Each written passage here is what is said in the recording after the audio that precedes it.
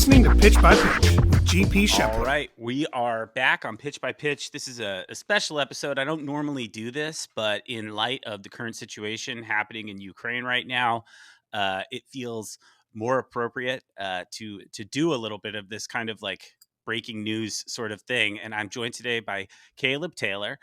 Caleb is one of the writers at OAF Nation. He also works in the government, I believe. You work for a politician, is that correct? How would you describe what you currently do in the government?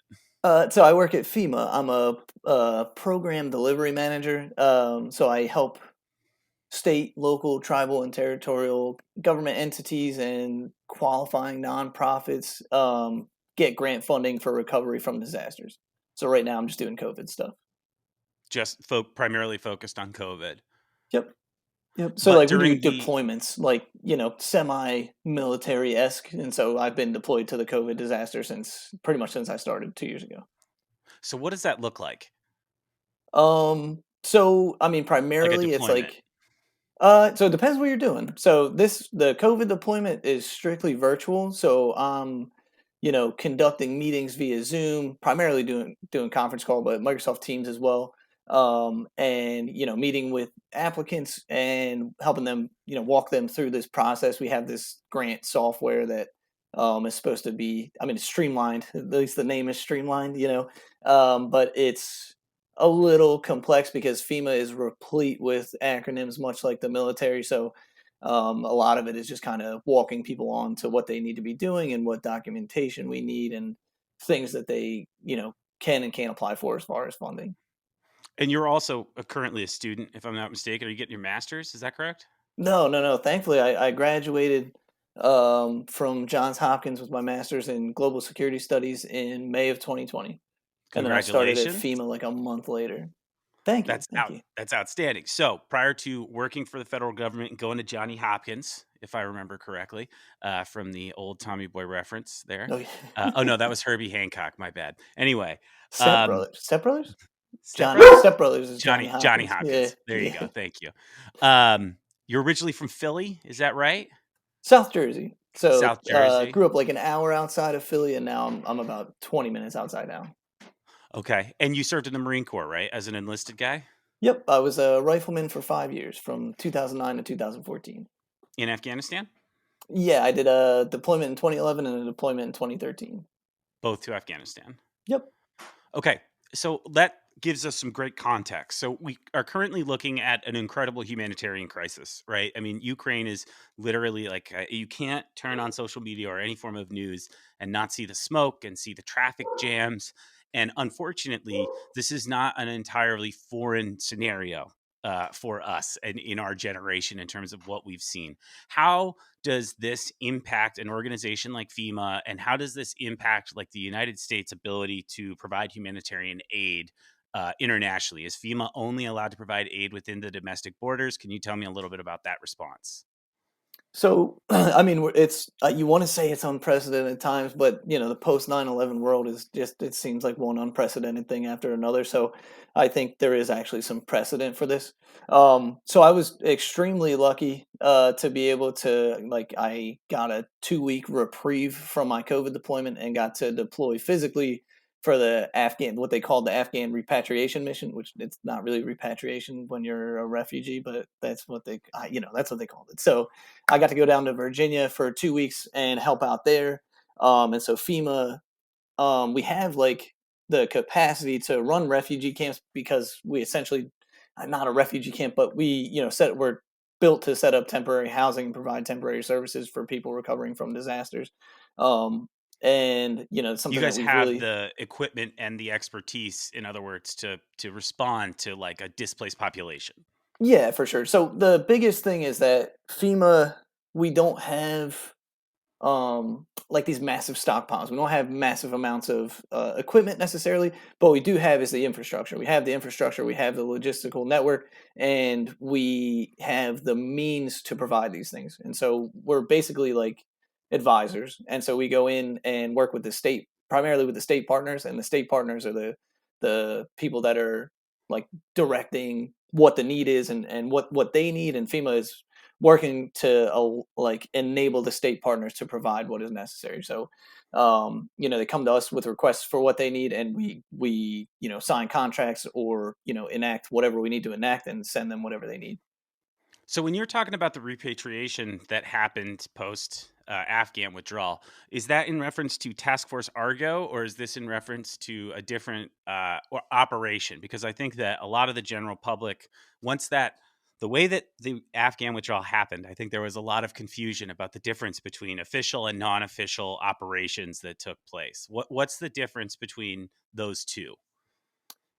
So to be like completely honest, ultimately, right, there was no government initiative to go out and get people and to bring people in who were outside of the airport and to um frankly to get people in. There was a push for American citizens, but that was it, right? So everything else was No a translators, drug no, deal, basically. yeah. Yeah, yeah. So like for me, to get my interpreter out, I just called and emailed and DM'd and did everything I could, and was lucky enough to be in a signal chat with the gunny of man, I can't remember what unit now, but Gunnery Is Sergeant Signal an Brett app? Tate. Yeah, Signal. So Signal's like WhatsApp, but Signal's like supposed to be the new encrypted thing because WhatsApp got bought by Facebook, so everybody thinks that the privacy is probably not really there anymore. So Signal's like the new thing. And so Signal, I got in touch with the gunny from I want to say 2-1 Fox 2-1 maybe, and he's the reason that we got my interpreter out, right? Like it didn't have anything to do. We were What does super Fox 21 mean? Just out of curiosity, sorry. Fox Is that like the Company, name of a Second division? Battalion, First Marine Regiment. Yeah, my Okay. bad. So It's all good. It's all good. I have to be the voice of the audience and jump in when the no, acronyms get absolutely. thick sometimes. And I'll get rolling, so feel free to pump the brakes and ask me to slow down. Of course. Um, so I was lucky enough to get into contact with this gentleman who was doing God's work and pulled at least 100 people's interpreters out of the crowd and over the gate. And there was no government directive to do that. So Task Force Argo, which I know the CEO of OAF was really heavily involved with. They were, raising money to be able to temporarily house people in Kabul because that was the only place flights were getting out of. They were compiling manifests, which was a huge deal because the State Department was completely swamped and overwhelmed with requests. Any senator or congressman that got involved was completely overwhelmed with emails and phone calls.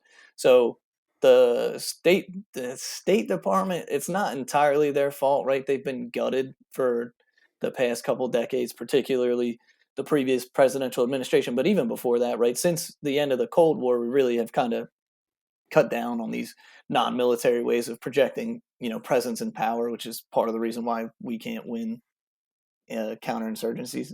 So the State Department just is completely undermanned and understaffed, and frankly unprepared for the amount of people that were coming in. I mean, the end up numbers are like what 10% of all SIVs got out. Like that's insane.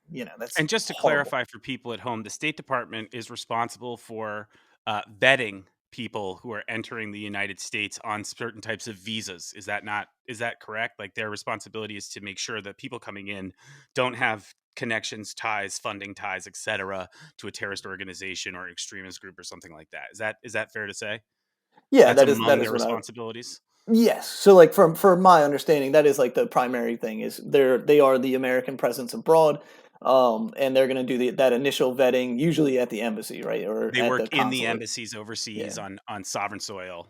Yep. And so that's like their primary thing with this whole bit. So the way that it worked out was that it doesn't really matter who got the Afghans into the airport, like whether it was Task Force Argo or whether it was they just they were lucky enough to get in when the gates were open.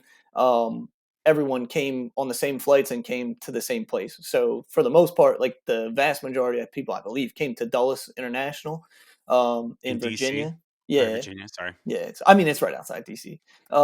So we processed thousands and thousands of people that came in. There was also I think a place in Dallas, and I want to say Wisconsin as well, and Philadelphia too. Um, What was so that like, being on the ground for that? Like, was it just chaos as soon as the bay doors opened? Like, what was the vibe like on the scene? um, for me, like I got the word that my interpreter got out as I was driving to Virginia. So like I'm like it was insane. It just Overjoyed for was that, oh right? yeah, and then as that's happening, I'm finding out about the suicide bombing at the airport. So it was a whirlwind of emotions, and then I'm going on that night. Like I got there, I got to actually meet my other interpreter from my first deployment because he lives down there, and he took me out for Afghan food. And then that night I went out and started working at the Dulles Expo Center, which is where like it's set up as like a temporary refugee site. So they come in and then the State Department is there, and I want to say USCIS and like a litany of government agencies to include FEMA are Alphabet there, soup everywhere. like insane. And so it was a bit of a shit show my first night. Like I walked in and I went to what I thought was the command center and said, "Hey, where's FEMA?" And they were like, "FEMA's here," and I was like, "Okay, all right." So um, it was for me very like overwhelming because of my personal feelings about this whole thing and what I'm going through with my interpreter. And but it was also like the coolest thing ever because I can speak Pashto and Dari again. And I miss Afghanistan, I miss the people. And so to be able to you know uh conversate with Afghans again and be able to help in this situation was just Be a you friendly know face in a strange yeah, because place. so when I got there, they were like, "Well," I said, "Is it okay if I go talk and mingle?" And they were like, "Well, do you know the cultural? Did you read the cultural handout?" And I'm like, you probably should have asked, if not me, an actual Afghan who knows that, you know, we're Did not in they read it? Afghanistan." No, they didn't. So like the response was in an attempt to not offend anyone, let's just sit in the corner and not say anything to anyone. And I was like, that's not what we're gonna do. This is what we're gonna do. We're gonna get up and clap because so they'll come in a bus at a time and it'll be, maybe 100 people, but then it'll be 10 buses in a row and people just come cycling in. And so I was like, stand up. We're gonna clap when they come in. You're gonna say, so put your hand over your heart and say salam, and that's what we're gonna do, right? We're gonna make people feel welcome. We're gonna make people feel like people because they just went through this incredibly dehumanizing experience, and it's not hard to be a good person. And you're not gonna offend anyone by saying salam, Did and people clapping. respond positively to that? Like, not to Oh sound like a yeah, dick, you mentioned that you started working for FEMA about 2 years ago. I mean, you're obviously not a teenager, right? Like you probably were when you were over in Afghanistan, but, like, why do you think you were able to have such an influence in that moment and change the way that people were arriving on the scene? I think that I look to do as much as I can, right? Like I like to take initiative and um if I came all the way down here to help and I'm sitting idle, I'm not going to sit idle, right? I'm going to get up and go talk to the State Department. I'm going to go talk to people from these, like a ton of these nonprofits that came to help out who are children of Afghan refugees. I'm going to go talk to them because there are interpreters, and it's probably a good idea to build some connections with them, um, and ask what they need and ask what we can do to help. And so that's what I just started doing was like, hey, what can I do to help? What can we do as an organization? Who can we talk to? How can we make this a better experience for everybody? And I mean, it's not like for me, uh, it just was like incredibly disappointing. It's just a complete lack of leadership, and no one wants to take responsibility and accountability. And I'm like, it's not that complicated of a thing. It's a very simple thing and process. And it seemed like, and of course, not everybody's as excited as me to be there. Going on deployment, you get paid. So it's like that's a really good incentive to deploy, whether you want to help or not. It's our job. One and two, you get paid for it. So it's like, well, not everyone is as fired up as I am about this. And I understood that, and that was all right. But I felt that it would be remiss to not make an effort, to make as much of an effort as we could. I ask So because when the fires, I think it was the glass fire, I can't remember the name of it now, broke out in the North Bay, and I think 2018 might have been 2017 because it was before I had a service dog. But basically, like the community I grew up in, there was a massive windstorm, and I woke up and the whole Northern California was like on fire, and I ended up driving up and driving around in Santa Rosa until I found a shelter that like didn't have somebody kind of taking the lead on it, so to speak, that didn't have right, a bunch of resources sitting in the parking lot. And I walked right. in there and like, I'm not proud of the fact that I wore my old coveralls, but I wore something that I knew could get dirty and would hold up to a beating, went in there and basically had the experience of like, there were firefighters there were teachers there were doctors there, but there was no one there who'd ever been in this type of a crisis situation, and nobody who was able to be like, okay, we need to set up cleaning protocols, we need to have a plan for the elderly, we need to have a ventilation system, like, Right. and that's why I'm asking, because sometimes I found that when you work with civilian organizations and the apocalypse type scenario, when literally all hell breaks loose, why do you think it is? Is it because of your experience in the military? Because of my experience in the military? Why do you think veterans seem so uniquely suited in those situations to provide guidance and provide structure? So what I would say is that one, like FEMA is a great place to work if you're a veteran. Like it just is such a unique opportunity. But FEMA, this is what we do with the like crisis management. My actual title is emergency management specialist. That's the whole thing, is to manage these things. And so to me, it was like obvious. This is what we got to do. Part of the problem was that FEMA wasn't in charge. The State Department was in charge, and this is not something that the State Department typically does, from my understanding or from what I was told. Right, and I'm not trying to shit on the State Department or anything like that. This was at the time an unprecedented situation, and we're all kind of scrambling to keep up. But there were a lot of things that were overlooked, and it's like this is what FEMA does. This is what we exist for, is to handle things like this. So to me, one is a very natural transition starting to work at FEMA, and two, I think that um, for me, I find that if I'm in a situation where leadership is absent, I'm going to step up. I think that part of that is like the military and kind of having that ingrained in you, especially having been a leader in a leadership billet for the majority of my time in the Marine Corps. Is I don't want to get caught out, not As a taking charge when I non-commissioned officer, should. right? Yeah. Yeah, Well, and yeah. even before I was like promoted, I was holding the billet of a non-commissioned officer. And so, from early on, I mean, in the infantry, especially, it's beaten into you, fairly literally that, you need to be able to step up and do the person who's in charge of you's job as well as the person who's in charge of them, because the chances of something happening to your leadership are, relatively high. So, you need to be ready for these things, and in a crisis situation you don't always have time to look around and say who's in charge of this, who's in charge of that. It's like, hey, what it came down to was the porta potties are overflowing because they don't use bathrooms the same way that we do. For a lot of these people, it's the first time they're certainly going in a porta potty, let alone an American porta potty, and there's three of them for the 3,000 people that are coming here tonight. You kind of got to, somebody's got to call the septic company because this is insane. And, it for it to be overlooked is like understandable, I guess, but for me, it's just is like it's reprehensible. It's like, this is crazy. Like having these people been through enough. You're having little kids get off the plane with shrapnel and gunshot wounds, and this is the setup when they get here. We need to do something. And so, that's when building these connections with the other agencies around me allowed me to go to the State Department and find the ranking person and say, hey, this is a problem. And she's like, all right, here we go. We're going to call this number and we're going to get it taken care of. Thank you. And it's like, it's simple. And I don't want it to be like I'm tooting my own horn or anything like that, because it's not really, if I didn't do it, someone else would have, I'm sure. But, there's this initiative that's really beaten into you and in, ingrained in the culture. And if something's going wrong and no one's taking charge, someone needs to take charge. And if you have experience in it, why not you? Have Really? you always been like this? Like, were you the guy who went in high school? Like, what made you choose to join the Marine Corps? You're obviously intelligent. You got a master's degree from Thank Johns you. Hopkins, right? Like, that means that you have to work extremely hard just to get there, never mind to get through it. So, was this something that existed before? Was this something that was instilled in you in the Marine Corps? Like, where does this come from?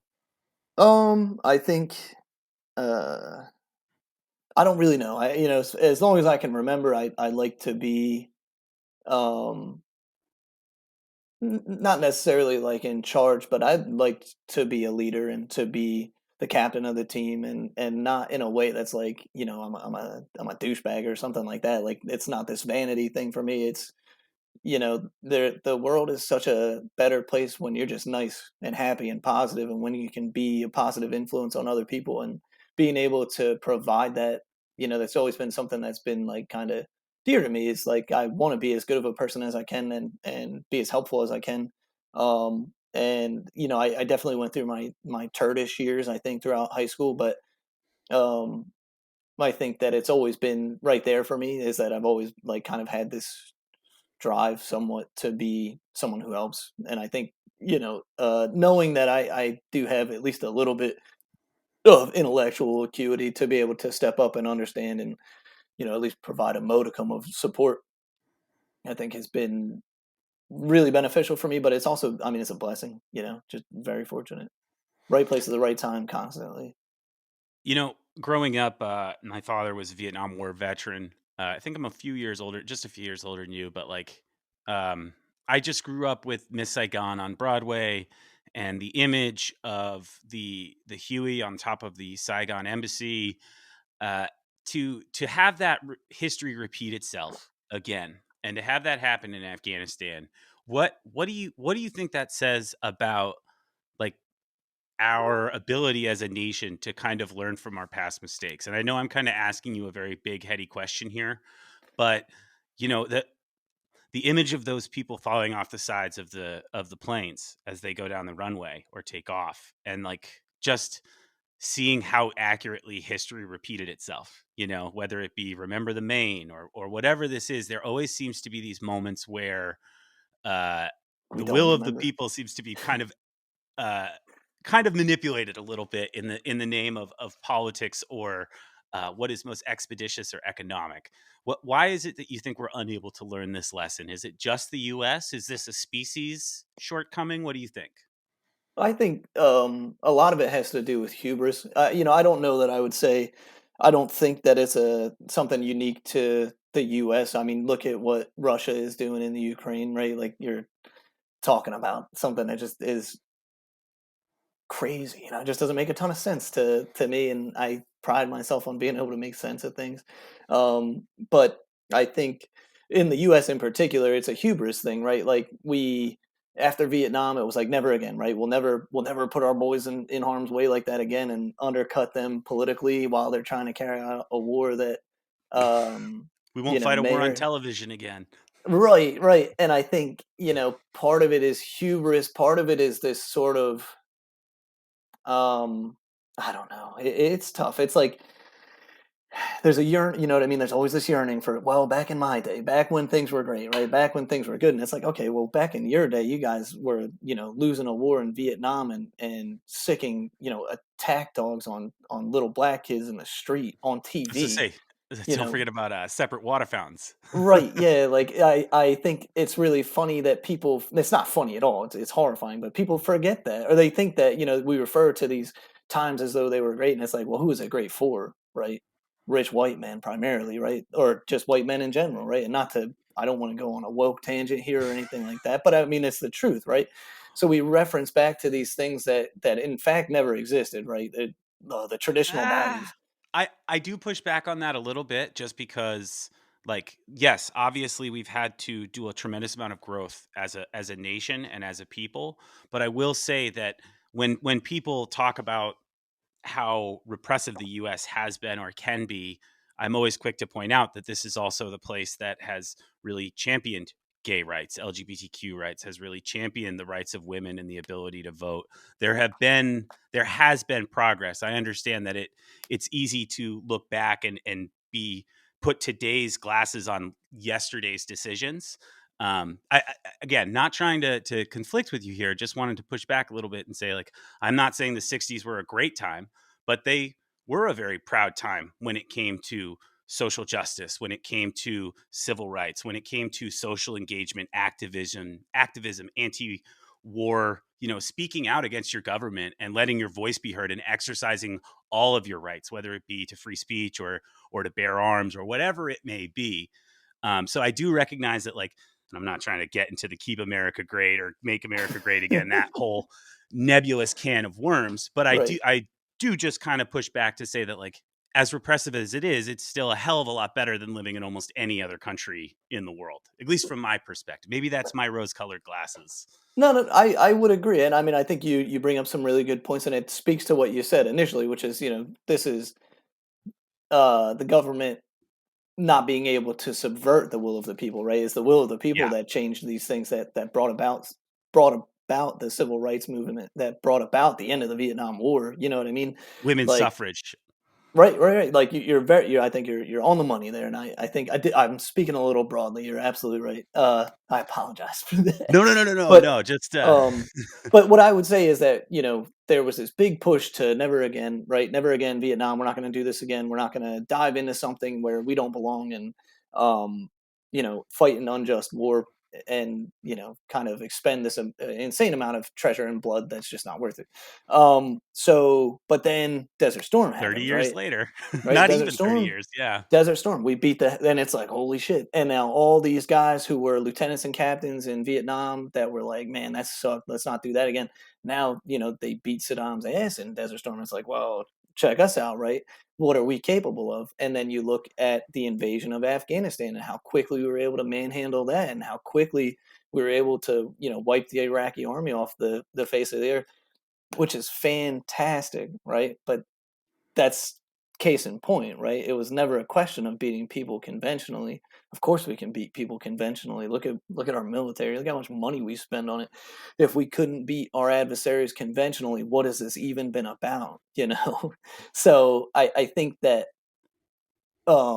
it's this kind of generational hubris, right? You go from a low point in Vietnam to a high point in Desert Storm, and even a higher point after the Iraq. First 2 or 3 years of the First war. couple Yeah. first couple months, really, like when George Bush is on an aircraft carrier saying, "Hell yeah, we did it." Mission accomplished. Right, yeah, like, "Hey, we did it." Like, okay, sick, but that was never in question, and that's not the problem. We don't connect.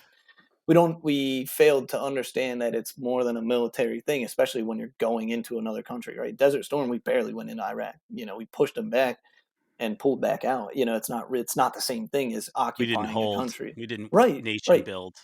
Right, and we left the Shias in the we left the Shias in the lurch, and we left the Kurds in the lurch, and I mean they paid for it. They paid for their friendly relationship with us, and as did the Kurds again after we pulled out of Syria, and as have the vast majority of the Afghans that worked with us in Afghanistan. So I think it is like it's a willful ignorance, but I think more than anything it's hubris. You get when you're in the military, you get it trained into you that you are so much more capable and so much better armed and so much better equipped. And it's like that's great, but that's not what we're talking about.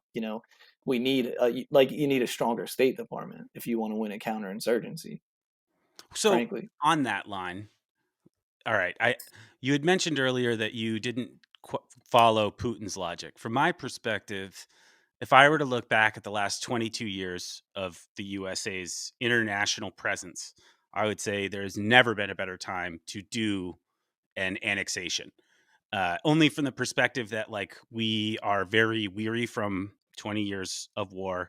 There's a hesitancy to get involved in something that Americans don't perceive as directly impacting them. Germany is so dependent from like a natural resource production sense on Russia that they have essentially come out and said they're not going to interdict, which Germany is the hub around which the EU does appear to rotate. If Germany chooses not to get involved, that is a pretty strong indicator the EU won't be flexing its muscle. And now we find ourselves in a situation where it's only a matter of time before something happens over that border, whether it be the humanitarian crisis at the Polish border or whatever. There are so many potential flashpoints coming up. My question is, does Russia really expect to successfully hold territory in the Ukraine after they also got their ass kicked in Afghanistan and after they've watched many of the same techniques employed in Afghanistan be employed in the Ukraine over the last 5 years? It's a really good question. And you're absolutely right. Like the conditions to do it have never been better, but I think the last month especially has shown that. Because so like what I think, and this is strictly my thoughts, is initially I don't think that Putin intended to invade. I think that Putin intended to bluff Yeah, and I agree. to try to force regime change, or at least try to get them to acquiesce to some of his demands, which are outlandish. I mean, And you're make in sure Ukraine wasn't in NATO. That was a right, big part. right, He didn't want right, that to happen. which is all which is all good and well, but who is he to dictate terms to NATO or Ukraine? More importantly, to Ukraine, it's a Yeah. sovereign nation. If they want to join NATO, they can join NATO. This is why they want to join NATO, right? If they were in NATO, Russia wouldn't invade. And I do understand, a lot of it is this insecurity because NATO is up against Russia's borders. If you weren't such a menace, it wouldn't be such a problem, right? It wasn't a normal thing to deploy U.S. troops to the to the Baltics or to Romania or to Bulgaria or to Poland. Like, this is a thing that's come about in the last few years, and it's because of Russia's aggression. And so what I don't understand, I guess, is the long term, right? The long term is you he took like NATO was a shell of itself, obviously. Like, we took all the goodwill that NATO had and we washed it, we just flushed it down the toilet with a 20-year misadventure in Afghanistan. And NATO, I think, especially under the Trump administration, I mean, I don't think it had ever been weaker than then, right? But now you've galvanized NATO. Now you're showing the world why we need NATO and why Eastern Europe in particular needs NATO and why these countries are willing to, join NATO and want to join NATO and want an American presence in their countries, because look at what happens when you don't. And so I think, for me, what I think happened is that I don't really agree with the way a lot of this has been handled by the current administration, but the way that we have included the allies is the way to do it. And I think releasing the intelligence about what Putin actually is planning to do put him in a pickle. And I think it's great. I mean, I think it was the right thing to do. I think it was the right move. But we called his bluff, and he's like, well, he can't afford to lose face. He's nearing the end of his reign, and if the economy keeps tumbling, the Russian people at some point aren't going to stand for it, and some oligarch is going to, step in and take over and be the new Putin. But, I think, having called his bluff, he felt that he had to invade. And I think that while, yes, the Russian military can, of course, beat Ukraine conventionally, two, they've explicitly stated that they don't want to occupy. They just want to install, a puppet regime, which then isn't like so is this 2014 again? You know what I mean? You're gonna have the Maidan Yeah, I thought they revolution already again, fought this war. right? It's baffling. That's what, for me, I don't understand. I think, like what you said about the conditions being set, 110%. But I think that it became pretty clear since last month that this is not, I don't think, how Putin wanted this to go. I think he'd have been better off just doing a lightning strike instead of building up forces. And at the same time, it's like yeah, what if you do find yourself in the Afghan quandary, right? And you're having your peacekeeping forces getting thumped by insurgents. What are you gonna do? Like, you're in a pickle. You're in a pickle that you can't afford to pay for. And like, what is the benefit? Like, I've heard a lot of people say, well, Ukraine's got oil fields, and I'm like, sure, but so does Russia. But now you're risking not being Well, able to I know export that the oil. value of Ukraine is that they have access to a warm water port. That's the value of Ukraine. Right now, Russia doesn't currently have access to a port that doesn't freeze in the winter, which, no matter, obviously they can work their way around that. But from a military presence as well as a trade presence, there's just too much of an advantage to having access to ocean based shipping. So I get it from that perspective. I think the thing that I'm a little confused about with Russia's positioning on this is, okay, you play this out. I don't view this as being the beginning of World War III, unless the Chinese annex Taipei in the next couple of days or weeks. Because if TSMC, and for the people listening at home, that's a superconductor company that manufactures 98% of the world's silicone. And if you don't know what silicone is, it's in your watch, it's in your phone, it's in everything that you use that is intelligent, quote unquote. I guess my question is like, do you personally think that we're watching the annexation of Russia right now, and this is not Russia, Austria, and this is the first domino that leads to the succession of alliances that cause World War III? Or are we more likely looking at like a really difficult month of watching war on television followed by a humanitarian crisis? And like, I guess that's my question, because when I hear us impose economic sanctions really hurt the people more than they hurt the government, because Russia doesn't use a system like we do. It's not as Right, if like he's right, getting reelected on a regular basis. I right. know that he is, but he isn't. Right. He's not actually So running, yeah, he's not Yeah. actually running. There's no vote. No, that's a really good question. I think no.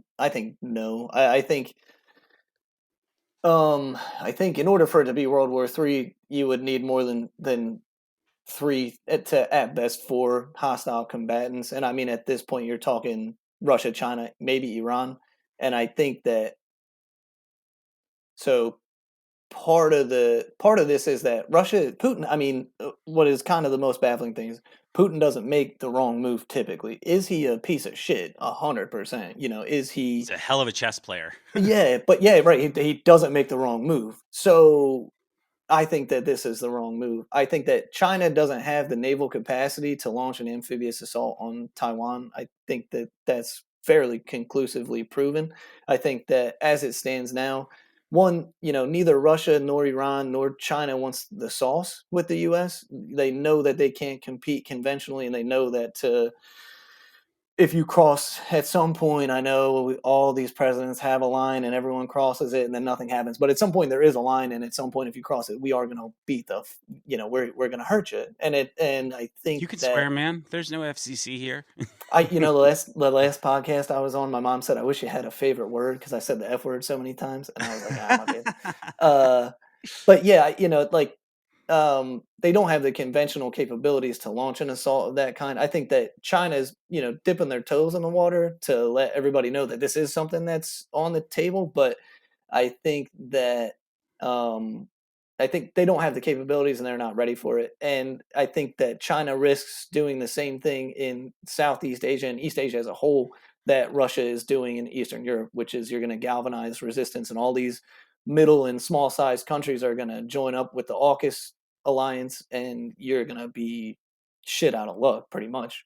Because yes, China has this massive military and massive economy, but all of these things are contingent upon them being able to use a global commerce. And if you're not able to do so, if you're cut off from foreign markets, and at some point, I mean, I think I do envision that happening. There's no way, it's not sustainable that we continue to rely on China in the way that we do, given their increasingly overt authoritarian measures and their repression of human rights, and that these things extend outward. It's one thing to commit genocide within your borders. Clearly, like the world is fine with that, right? Like Yeah, the everybody Uyghurs, is choosing to look the other way, and they right? continue to go That's buy tickets to see Milan. right. Like that's fine, but you By go the way, do you know what scotch. that was a reference to? Did you know that Disney hired Uyghur slaves to clear set space when they shot Milan? Oh, good lord, no, I didn't know that. Yep. That's There you horrible. go. Disney Corp. But I'm telling you, Hollywood in general, right? They are in China's palm. They can't do anything without them, and they refuse to not make that money. So they're constantly censoring themselves, and so that China doesn't have to censor them, which is insane, right? It's the And have most. been for a long Oh yeah, time. it's the most like un-American shit ever. And I'm not a big like I'm a real American, fight for the rights of every man kind of guy, but I do think that that's un-American as fuck. You know what I mean? Joseph McCarthy is Hey, man, just LeBron says it's a complicated issue, so you know the NBA deep in the China pocket too. oh, for sure. When the VP of the Houston Rockets called out China, I was Daryl like, Morey, "Fuck yeah, yeah. dude! Yeah, good for you, man! Like Now straight up it's and down." Philly, the Sixers. I like him. I'm a big fan. I like getting rid of Ben Simmons and getting James Harden. I'll tell you what, I don't think it's gonna win the championship this year, but whatever. But the issue is that I think China doesn't have the capabilities to take Taiwan right now, and I think that Putin is being incredibly rash right now. I think his patience is run thin because he knows that the clock is ticking on his reign, and I think that that's pressuring him to make a statement move and to reestablish Russia as the great nation. But the thing is that Russia is just a regional power. As much as he hates to admit it, as much as he won't admit it, Russia is not a superpower, right? Did you see what happened when they sent their aircraft carrier to Syria? None Oh of the yeah. pilots know how to land or take off on it, so they just kept crashing into the water. The seamen aboard For the don't record, know we do that occasionally too, but on a much slower and lower scale. for sure. Like, you know what I mean? Like, like to the point that the ship just went back because this is embarrassing and a waste of Yep. money. And it's like you can't claim to be a great power and have one aircraft carrier that you don't know how to use. That's not how this works. Right? You can't even begin to compete. Right now, it's a bipolar world, and it's only a newly bipolar world. It's us and China. No one else matters as a great power. Russia, this is all just hubris and bullshit. You're talking Like about military at this point, right? Because from militarily, an yeah. economic standpoint, I would argue Japan has a tremendous amount of influence over the Oh, Indo-Pacific for sure. region, Japan and South Korea, 110, and especially from a Vietnam as naval well. perspective. Yeah, Absolutely. And Japan's I navy think is you see a pretty lot of impressive. people really kind of discounting the Japanese military because it's not a military, right? And like but National Defense Force. you gotta read, right? You gotta read. You just gotta read a little bit. If you read a couple books, you don't have to read books. You can read articles, and it'll tell you everything you need to know. You don't even need Shit, to man, read. You find the right I can Instagram tell you. page, right? I did training operations. We did multiple operations with the Japanese in the Pacific during my time in the Navy. I mean, we were constantly next to them. They run tight. Their ships always look perfect. They're tight on their lines. Like, from a seamanship standpoint, and this is not to get off into the weeds here. I was not a combat unit. I was a blue water Navy guy. When you get out into the deep sea, it's a whole nother ball game than maneuvering a ship in coastal waters. And the Japanese are very well equipped to do so. I mean, I'm not going to lie. I still have nightmares about Chinese submarines because they are terrifying, especially their diesels. But I to switch gears a little bit, I kind of wanted to ask you about like what you do at OAF and kind of pick your brain a little bit about what OAF is, because it feels like it's been such a different thing at different points since 2014. First of all, tell me a little bit about like what your official title is with the organization, and then kind of lay out what you view the company as being. So I'm a brand and content manager. Um, Essentially, I don't really, I don't run anything, right? I'm like almost like a consultant to some extent. Um, I do help with design, though I'm not a designer, right? I'm just a part of the design team, and my buddy Paul does most of the real work. And then we have a crew of artists that come up with our clothing designs and our the stuff that we sell, all of our apparel and whatnot. So I advise with the social media to the extent that I like upload our news stories to the website, and then I post our news stories to Instagram. I write the TBTs, which is really like has been the biggest thing that I've been doing for 3 years now, a little over 3 years, I think. I've been writing the TBTs, and then occasional like comedy articles about random stuff. I mean, I was doing it way more when I first started. They were like, we need to fill up space with content. So can you write some funny stuff? So I wrote some really just absolutely ridiculous stories, and most of them are like partially true. Um, but that's kind of shifted. I mean, we've gotten more and more serious as time has gone on. So I know when OAF first came out in 2013, I was one of the first followers. And I was like, this is awesome. I was still in it at the time. I was like, this is great. This what a great counter narrative to the kind of super Crispy, motive. clean Yeah, bullshit. crispy clean, super motivated, like corny stuff, like super duper corny stuff that you would see populating the airwaves prior to that. F one Um, fifty kind of stuff. yeah, like Jesus drives a Ford, like 110%, like that stuff. And I mean, it's still Freedom cost around. a buck 09. It's a hefty fucking fee. It's a Uh, hefty fee. yeah, like I mean, and they're still around very much. But I think that we kind of like birthed this counterculture movement, and this you don't have to be a nerd, and you don't have to be a red-blooded American. You can be a regular ass dude with some views that maybe aren't the same as everybody else. um and you can be a surfer or a skater or what have you, a stoner if you're not in the if you're not in the military anymore. And I think that's something that was definitely missing at the time from the wide world of veterans. And from there, I mean, we definitely have shifted gears. I had a big talk with the CEO. I don't want to say last year, but it might have even been late the year prior, about kind of essentially like a rebranding and kind of getting away from this less serious stuff and the memes and everything, and kind of getting more into the news and being able to present the new using our platform, because we had built this platform at this point, to get some good stuff out there, while still maintaining the things that we did before, just at a lower volume, I think. Um, and it's been really, super cool to be a part of. For me, I don't get to use my master's really at FEMA. I wanted to do foreign policy stuff, and like ideally, I guess at the time I wanted to do either intelligence work or State Department stuff, but I didn't know how to do a federal resume, so that didn't work out great. So I got super lucky getting in at FEMA, and I love it. It's great. It's such an awesome place to work. But I don't get to do these things that I'm passionate about, which largely foreign policy related, and radicalization and de-radicalization of terror networks. And with, OAF Nation, I get this outlet to, one, I can write about whatever I want. You know what I mean? Like if I have the time and the drive, I can put together an article about whatever I want, and they'll publish it, within reason. I can do book reviews, which is awesome because I read a ton, but it's also like hard because I read a ton and I just don't I don't take a pause. I'm reading 3 books at the same Yeah, time, you and just move on to as the next soon as book. I'm done one, I'm picking another one up. Yeah, so it's like kind of hard, but yeah, I mean, it's been really cool. It's been awesome to see the metamorphosis, kind of, and it's just super cool being a part of it. It's such a cool place to work. It's a lot of fun, and it's just constantly evolving, I guess. So, and I'm gonna bring up a topic that may or may not be allowed, but January 6th, OAF Nation took a pretty strong stance, and it looked like it took a hit on social media. I think you guys lost about 20,000 followers over like a week long period. I checked recently; you guys are back up to over 300,000. I think 338,000 followers as of today.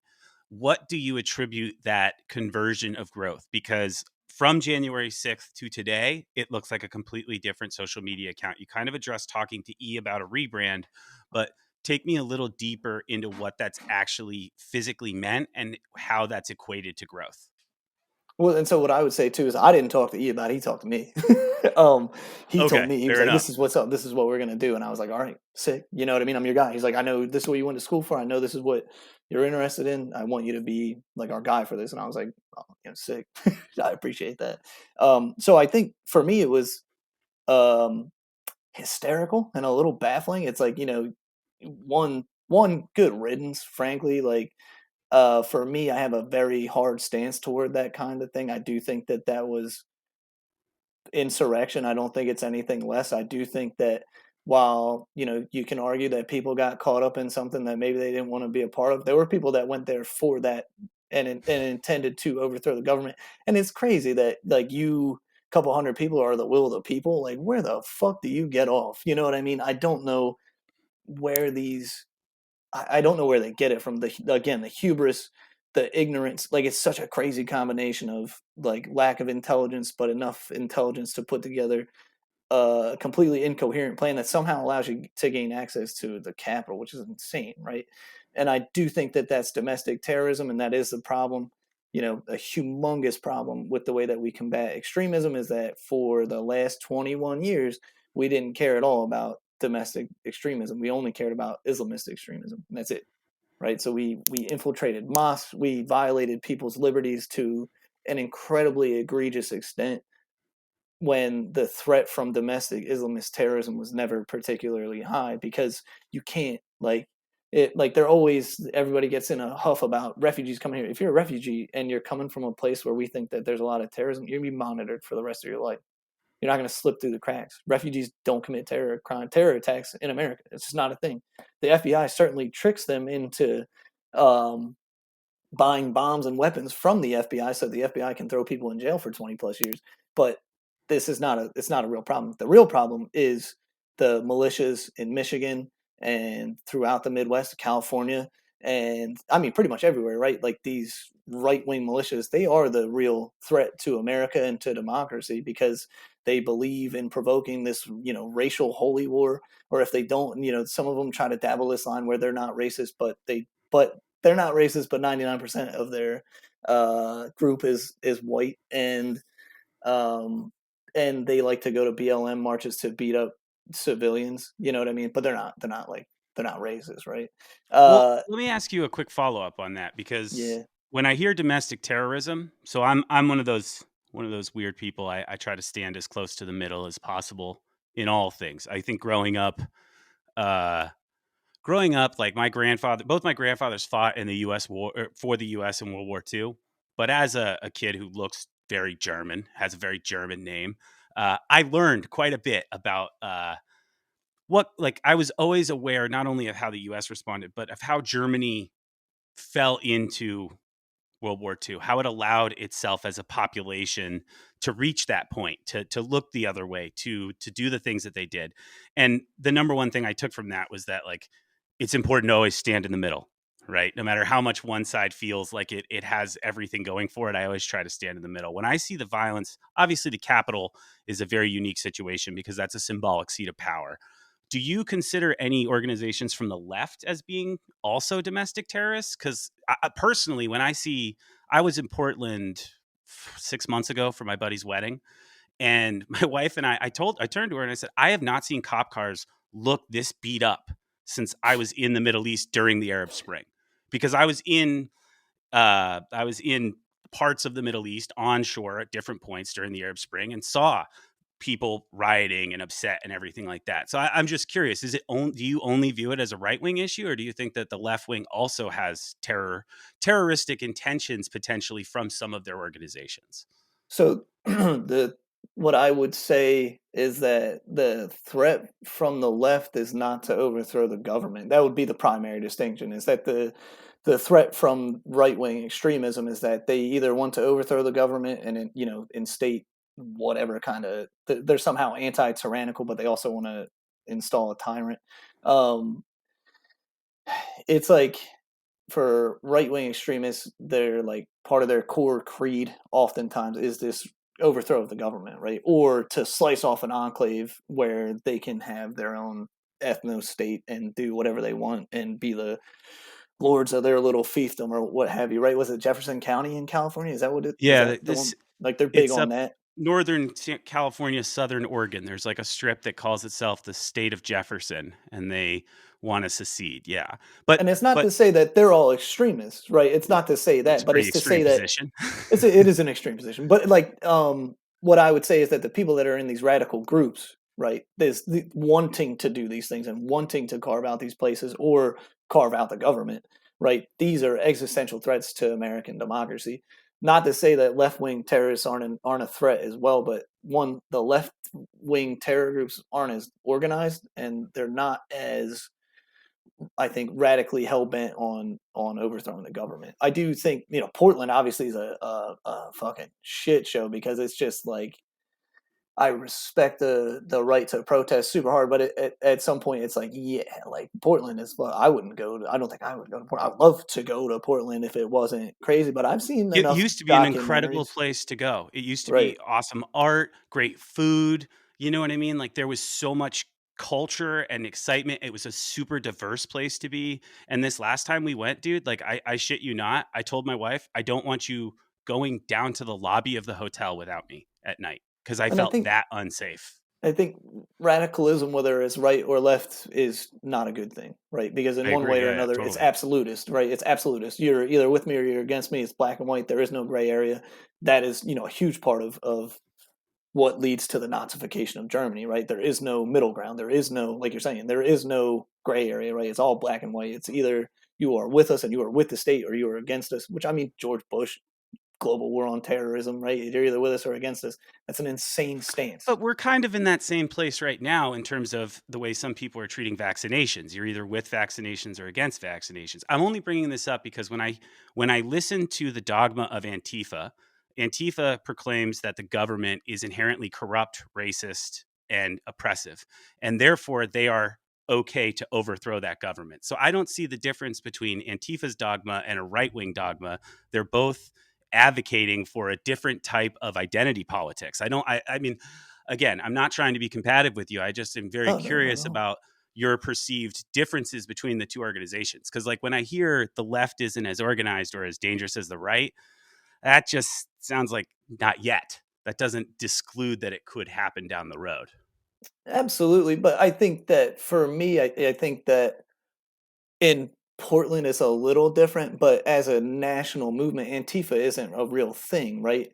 There's people who are anti-fascists who claim to be, Antifa and who go to right-wing rallies to pick fights with, whoever, right? For sure, like absolutely, I'm not denying that at all. Or But Antifa people who advocate for censure when it comes to public appearances by people, which is the epitome of fascism, to censor right, someone from public speaking. right. I mean, it's the same. I think that you are right in that it's absolutism one way or another, right? And it is dangerous. But I think that that in this regard, to me, Antifa is the less threatening of the two because there is no clear hierarchical structure. And yes, it's like, okay, you could argue that that's more dangerous because, in the cell structure of terror networks made famous by Al Qaeda and ISIS, it is harder to track down and whatnot. But I Was think proven that pretty effective over the last 20 years. for sure, but I think that I think that Antifa's lack of like a unifying message and the fact that there is no structure, it is dangerous for sure, and it is not a good thing at all. But I don't think that it poses the threat that right wing extremism does. And that's, again, like you said, not to say that that discludes it from happening or that maybe they're laying the foundation for that for sure. But I think that overwhelmingly the primary threat is from right wing extremists. And like it, yes, okay, if you couldn't tell, I am a pretty progressive liberal, but I don't really, but I'm also a registered independent, right? I don't fuck with. I think that two party system's bullshit. So I Yeah, I've only voted for a main political candidate once in my whole life. That was the first Obama administration. I voted for him, and then I enlisted 6 weeks later uh, because I was like, motivator, well, now I feel and honestly, after serving under Obama for 4 years, I got out and I will never vote for another Republican or Democrat again because watching what happened to the people of Syria and watching the way that Obama just has skated away from the fact that we leveled a fucking country with drones, and because no boys came home in coffins, people just pretend it didn't happen. Sorry, I don't mean to get on a soapbox here. you're I'm absolutely one of right, man. the OAF dudes in the sense that like I fucking hate politicians. I don't think that they accurately represent the will of the people at this point. The fact that you have like a 93% chance of being reelected once you've been elected is indicative of a problem in the system. Um, but the reason I wanted to ask this is one thing that I've always really enjoyed about OAF is that there has seemed to be a free exchange of ideas within the blog, within the writers group, within social media. There are the bro vets that follow OAF. Oh, for You know, sure. the dudes that are The pounding 20. I monster mean, and five finger death punch and fuck yeah, yeah. Like, and I get that. That's cool. I 5 respect that. But like, but there's you're right. also dudes like you who went to Johns Hopkins. There's guys like me, and like my whole military career, I was known as the super hippie dude, right? And like I've written about this before, but then I moved to Santa Cruz County and I'm like an outright conservative here, Right. even though I'm not. My It's politics all haven't relative. changed at all. Right. Exactly. It's all So it's all very relative. And the military is such an overwhelmingly conservative place. You know what I mean? And I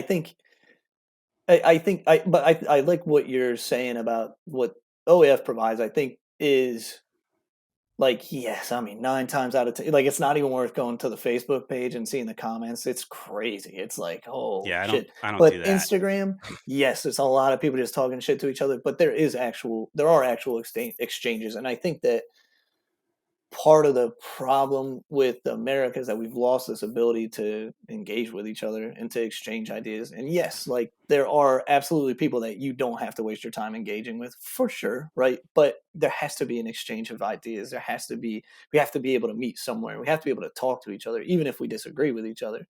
You know what I mean? And I think that, And live together. and yeah, I feel live, like that's yeah, that when we were growing up, it was like, look, you have problems with this person, vote, let them vote, and don't be an asshole when you see them at the grocery store. You know what I mean? Like there right, used to right, be a social contract in terms of like certain boundaries. Now, I'm not saying that that was the best thing because obviously that allowed a lot of disproportionate advantage to happen that oppressed people. It was easier for people to be marginalized or separated from the group.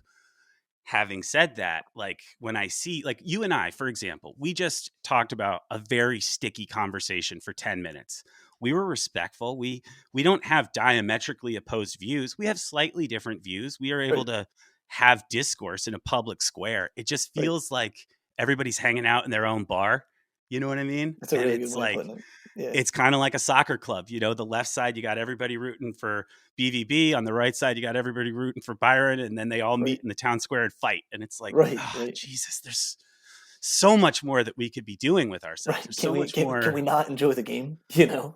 Like, Exactly. Like holy shit. with the US, are we Right. not profitable enough as a nation that we can't address many of the domestic social issues that we have? Can we not have honest conversations about our domestic policy? Like, what is the fear with bringing things to the social square? Like, politicians, be it Trump or Biden, the fact that in the last 8 years, or 6 years, I'm watching politicians erect barriers at their public addresses, that fucking terrifies me. Not Yeah, like a barrier like right in front of the stage, like you're at a Metallica concert, like right. barriers on the street to public buildings.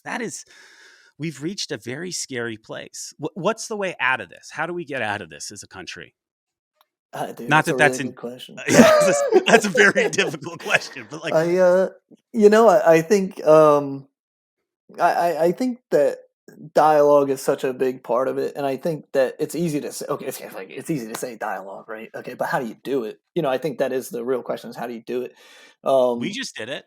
we just did it for sure, but we have to amplify these moderate voices, and even if you're not a moderate voice, you have to be able to amplify your message without you know completely gutting and castigating someone else. And that's not to say that you have to sacrifice your values or your views for someone else, like by no means. But you have to be able to discuss it, right? And I think you make a really good point. It's like, why are we not addressing these domestic issues? Not that we need to disengage from the rest of the world, but it's like, yeah, like there's things that are just inherently wrong that we just choose not to talk about and deal with.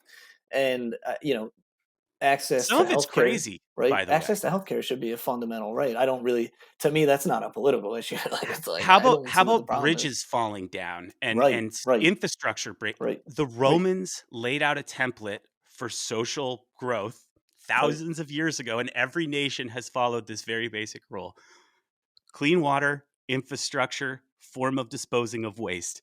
And somehow we're like disconnected from all three now. Right. Somehow We it's put them it's all to the terrifying. side. Yeah, it's crazy. It is. It's insane.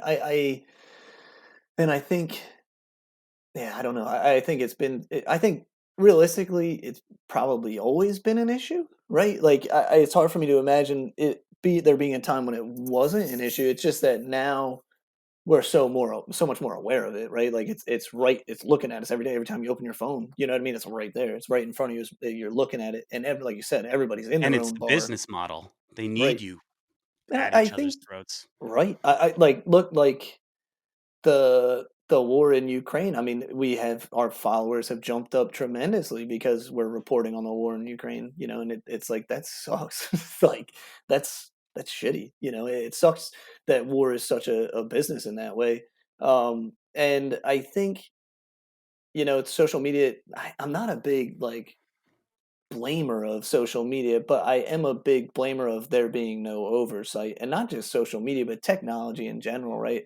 It's a big movement in the economist circles now that, it's great that we can make things that are automated and not have workers, but what are you going to do when you put all these people out of work, right? Like at some point we have a moral responsibility to say we don't need to automate that. We don't need automated, 18 wheelers, because if we do that, what are we going to do with all these truckers? What are you going to teach them how to do What instead? about the species consideration? Right, We're right, creating a new species, right.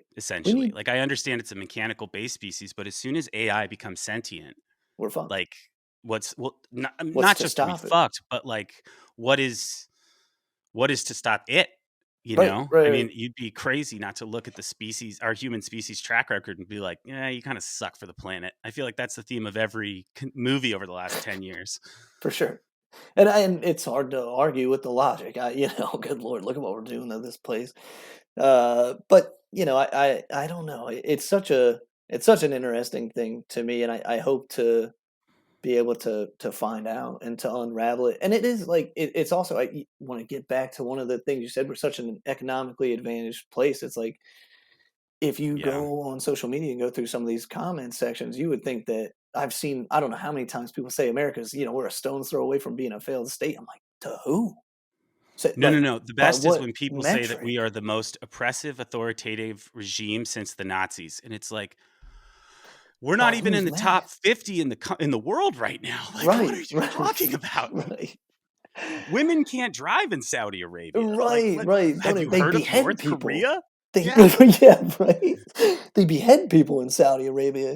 Iran is terrible too. But have you heard of Saudi Arabia? Good lord, or any of the Gulf states? Holy crap! At least there's like an idea of political representation in Iran. Not to Meanwhile, the say Irish of the Middle East, aka the Kurds, just continue to get their teeth kicked in everywhere. Sorry, I at love every turn. comparing those two. I'm Right. a big fan of the Kurds. I know that they're communist, and I know that that gets really complicated. But I think that there's something really amazing about the idea that they have a culture where everybody fights, that there's For the sure. YPJ and the YPK. Even I understand that some of it's political and some of it's been manipulated, but like that just changes. I mean, even the nation of Ukraine, their national sovereignty will forever be changed by the fact that everyone alive at this period of time is getting training and experience in war, more For training sure. and experience than 99% of the US population will ever have. For sure. For sure. And I think, and I don't think that it's necessarily a bad thing. I think if anything, it makes like the shared responsibility of maintaining a republic a more prominent thing, right? Because now everyone feels this responsibility to protect this thing, and like what's going to make you more aware of the importance of democracy and maintaining the health of your a healthy republic than the threat of invasion by an authoritarian regime. You know what I mean? Like what else is going to what else would wake you up and what else would make you want to be more active in the public square and more protective of your rights and more, I guess, open to doing whatever it takes to make sure that these things aren't violated and that you are maintaining this healthy relationship with your government and with the people, I think. Yeah, it's going to be really interesting. This will be a very interesting measuring stick because this is going to be the first Western war fought on social media. So we've Yeah. seen clips come out through Live Leak, through but like TikTok, all these different platforms. Right now, that's the place to be. I hate to sound like a dick. If you're watching ABC, NBC, CBS, You're what are you missing out. doing? Right. Why wouldn't you just open up Instagram and you can go live Right. to all these different locations and see people in uniform and see exactly what's happening and not get the spin? Um, I did want to ask, so I want to wrap it up because you're a very busy man. I want to respect your time. It's late on the Eastern Seaboard. I wanted to wrap it up with two questions. The first is a baseball question. Well, I'll save the baseball question for last. Okay. But the question I want to ask first is: you're a very learned man, right? You have many Allegedly. leather-bound books behind you. It smells of mahogany and rich leather in your house. I can smell it through the screen right now. Make sure you're watching on YouTube. Taylor has an incredible background behind him right now. Um, It's not real. This is a I picked it out. it's a green screen. Yeah. Yeah, you reach back and it just all folds. When we talk about the development of Western civilization, when we talk about specifically the Roman Empire, it was uniquely placed geographically, from a socioeconomic standpoint, from a cultural standpoint. Do you think that we're closer to the Roman model of governance at this point, or are we more closer to the 17th century European model? And we're getting really deep in the heady intellectual weeds, but I feel like you're a uniquely qualified guest to respond to this because in the 17th century we had the era of empire and expansion versus the Roman Empire, where it was very much like a connectivity period. There was That's still a expansion of empire, obviously, but right. It's a really good question. I'm glad you think that I'm like capable of answering this. That really means a lot to me. I don't know that I would have said that I was. For me, I think what I and part of this is like a hope and a dream is that I hope that we're past the 17th century thing. We have been living in the age of the American Empire for the past 150 years plus minus. yeah, since I think what a lot of people say is since the Spanish American War, Yeah, just um, about. is that's like the kickoff point because that's when we first took overseas territory.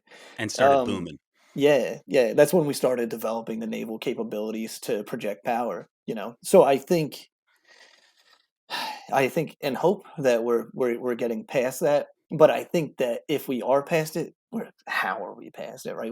I think we have to still be in that because of the way that we project power and the way that we do have overseas territories and meddle in other countries' affairs. And I think that we are growing more morally conscious of maybe the not positive nature of that relationship with our world. I think that we are beginning to get there. I think at least in academic circles, right, it's recognized that this isn't the greatest thing in the world and that, maybe we need to tone it down a scotch. But I think that it's still very much real. You know what I mean? And I think 20 years of war and not winning is probably a good wake up call for maybe, a little reality check and saying, hey, maybe there's another way to do this, right? Maybe there's another way to, project our position in the world and protect what we're supposed to be protecting, which we haven't protected historically, which is democracy and human rights. Maybe there's a better way to do this, and maybe that involves us reevaluating the way that we engage with the world and the way that we primarily project power, and that maybe we would be better served engaging on a more humanitarian front. I'm not saying we got to cut back on the military. I'm just saying $770 billion is fucking insane to spend on ships and planes that are already how far advanced from our adversaries who explicitly state that they don't want to compete with us conventionally. At some point, like, I understand the need to keep the edge, but I also think that it would be more beneficial if we did focus on these domestic issues. Like you said, I think that putting the domestic issues on the back burner has led to this kind of diluting of the public square, and this um sort of like removal of this free space where we can commune and convene and speak freely. And I think a large part of that is we're dealing with the repercussions of the GWAT, and I think the GWAT is probably the primary example of the American empire in general.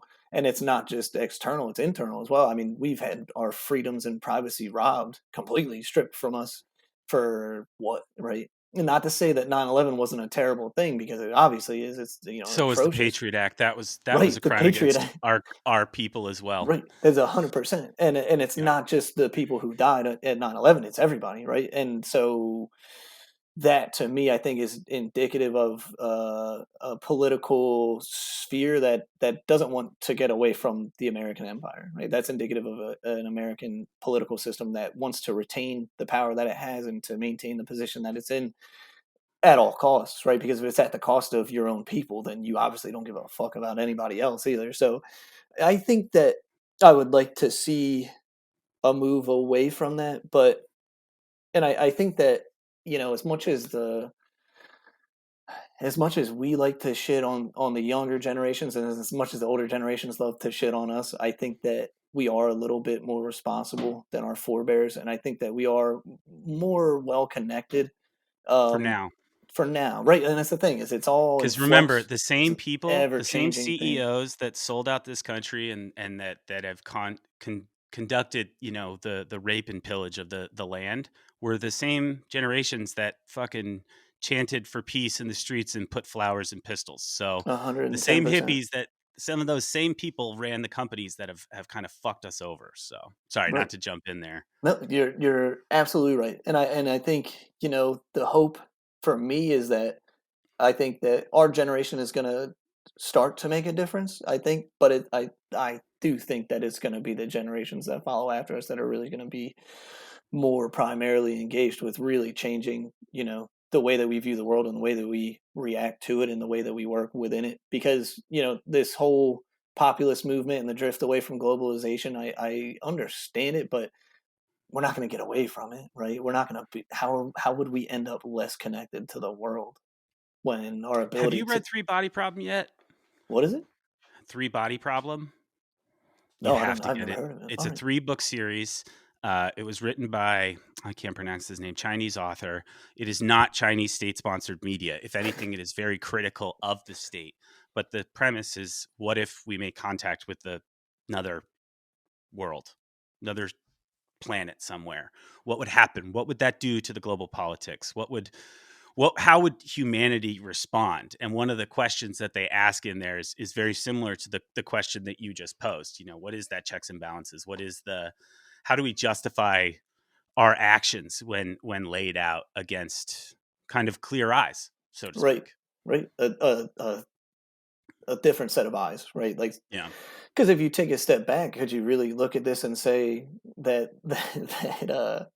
that humanity's on a tear right now? Like, we're doing I great, could. I you actually know? could. So Yeah.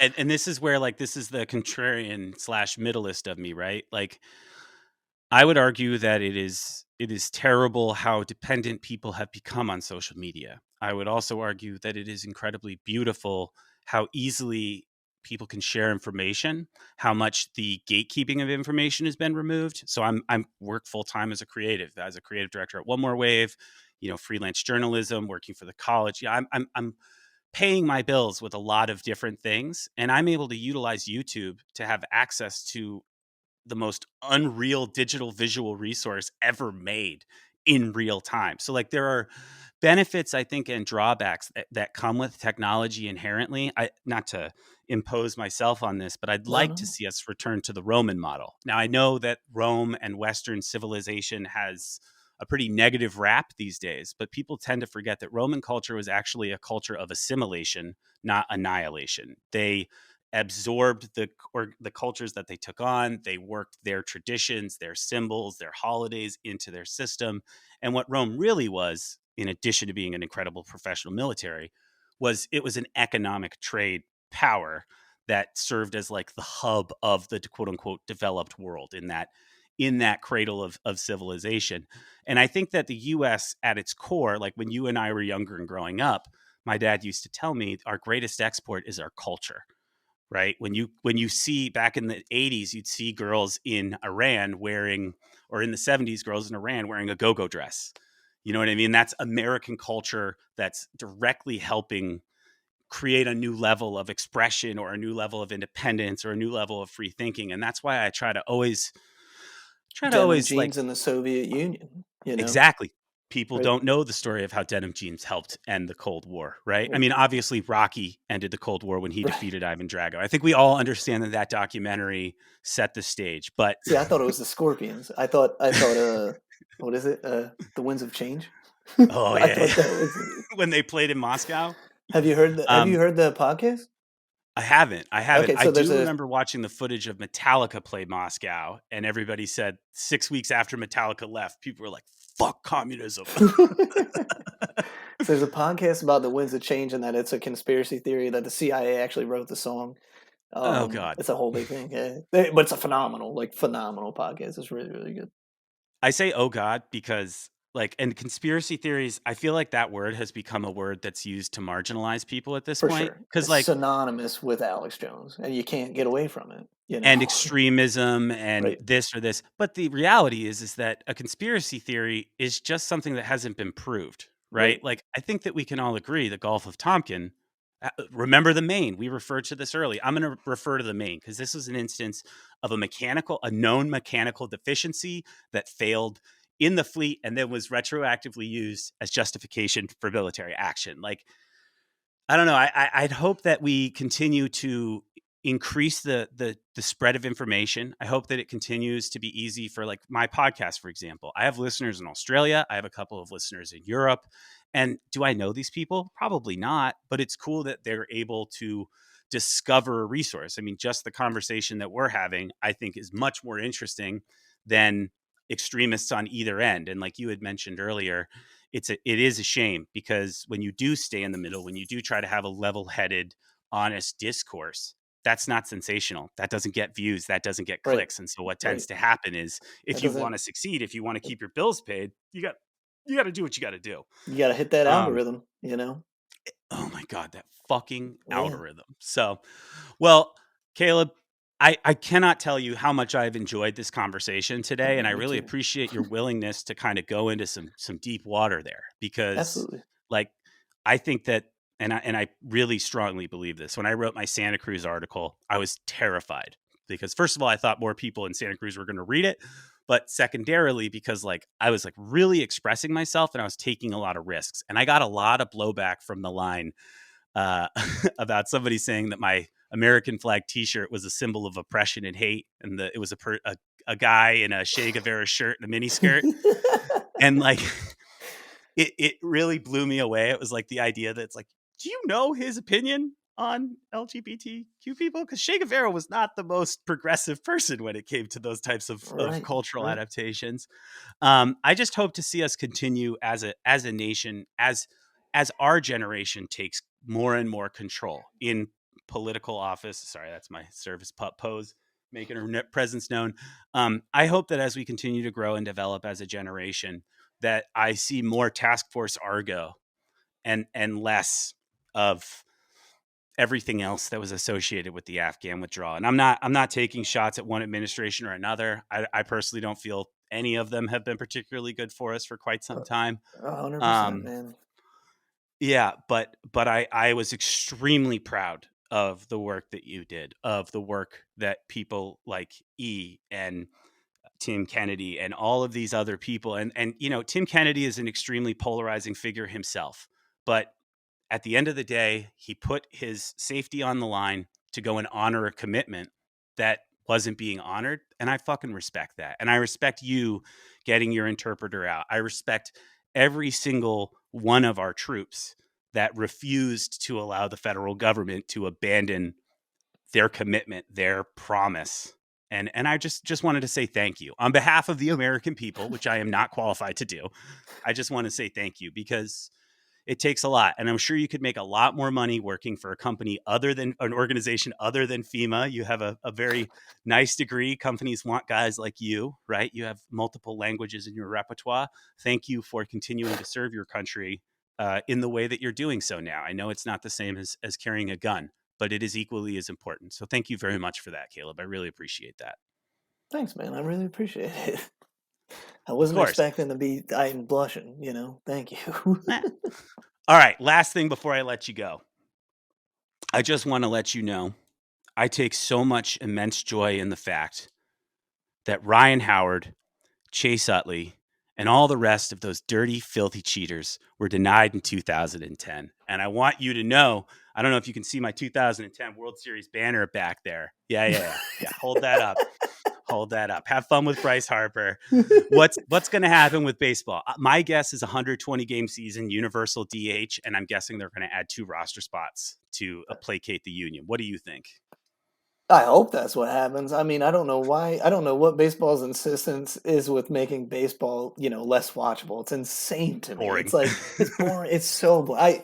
I love my Philly sports teams, but I watch the Phillies less than anyone because I just don't care. We won the World Series in 2008. I think no one ever thought they would do it in our lifetimes. They did it. I was a senior in high school. My mom let me skip school. That team was amazing too. Missed the parade. It was such I mean, Philly is so bad at acquiring talent like that. It was insane. It was insane, and it just it's pipe dreaming. Thinking Bryce Harper's gonna be that's all you got to do is pay a dude $300 million and we'll be all right. So what's your hierarchy of Philly sports teams? Is it like Flyers, Sixers, what Union? Is that the name of the MLS team there? I kind of spaced on MLS just now. So I would say Union probably just because I am a season ticket holder. Nice. Union, Eagles, Flyers, Sixers, Phillies. Yeah, I don't really, like the Phillies because they're here. But I don't really. Baseball's just not really. That's right. You and Paul are both Eagles fans. Yeah. Oh yeah. Oh man, that's tough. Hey, look, we could have a losing season every year for the rest of my life, and I would not care. Because you got your Carson Wentz Super Bowl. Got the Super Bowl. The Always I'm sorry, Sunny it wasn't episode. Even Carson Wentz. It was Big Dick. Dick. Insane. And everybody's like, oh, I don't know why they get rid of him. I was like, well, because he's not a good quarterback. I don't know why. Well, they should have never traded Foles. Like, well, what is he going to do? He's not going to win any games this year, my man. The man can't run, but he made one of the greatest receptions in Super Bowl history. So what can you say?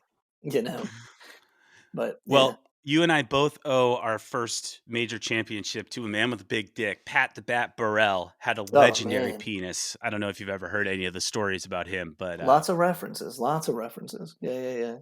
Pat the Bat, baby. All right. There's shirts going around that say Pat Burrow is my biological father. They're like onesies for babies. Yeah, that's a whole thing. That's awesome, dude. That's awesome. I actually kind of miss those days when we were growing up, when you'd be like, if you grew up like in a semi-urban or not urban, but like outside of a city, and it'd be like the rumors would go around, it'd be like, yeah, I heard that guy's Ricky Henderson's kid. It'd be like, why are we saying that? Because he's fast? Like, is that pretty much? Yeah, pretty much. Well, he's strong. Okay, all right. Yeah. Well, Caleb, thank you so much for coming on. Why don't you go ahead and plug your social media real quick and anything else that you want to throw out there? Absolutely, man. So my Instagram is Tryka Caleb, TRYKACALEB. I don't really post too much that's incredibly relevant, but I like to funnel the OAF stuff through my stories and whatnot, and do my best to make people laugh. That's really been a big driver for me throughout my life.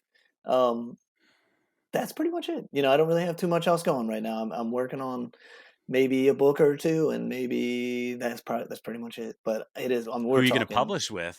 I have absolutely no idea. We're All talking, right, yeah, interesting. no idea. Don't know what I'm doing. Winging it, Well, don't throwing forget to spaghetti go at to the wall. oafnation.com. Look up all of Caleb's articles. They're really fun. I particularly enjoyed some of your book reviews. Those got me Thanks, going. man. Thank you. Thank you again so much for coming on today. Thank you for being so honest and talking about so many different topics. And I just really appreciate it. Dude, thanks for having me. I had a blast, man. This was awesome. Awesome. Well, on behalf of myself, everybody here at Pitch by Pitch, Coastal Athlete Program, whatever the fuck I'm going to call this podcast these days, I really don't know anymore. Thank you so much, and we'll see you guys next week. Make sure to follow Shep on social media at LE_ORCA.